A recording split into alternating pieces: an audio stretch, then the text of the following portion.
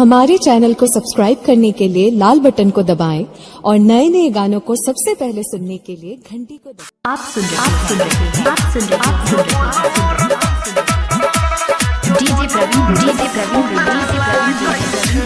DJ प्रवीण फुलवरिया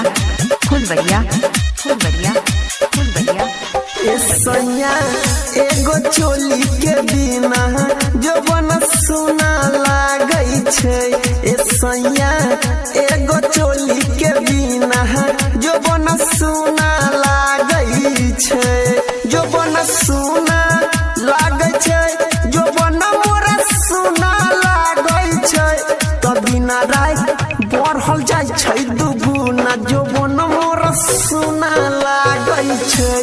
सैया एगो चोली के बिना जो बन मोरा सुना लागै छै। डीजे सुमित सतीश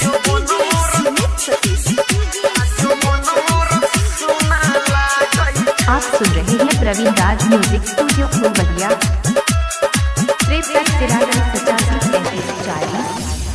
सैया जहिया तू छेल हो बहरवा कुछो बुझै नहीं छेल देवरवा।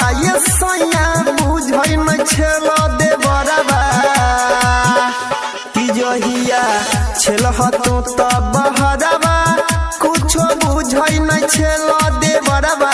सैया बुझै नहीं छेल देवरवा तो ले ले अइहो नया नमूना जो बन मोरा सुना लागै छै। सैया एगो चोली के बिना जो बन मोरा सुना लागै छै। डीजे सुमित सतीश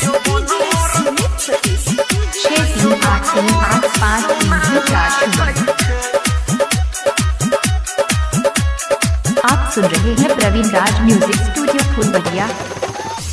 बुझै नहीं छह हमर दुख दर्द, तू छह सुना कथी के मरद।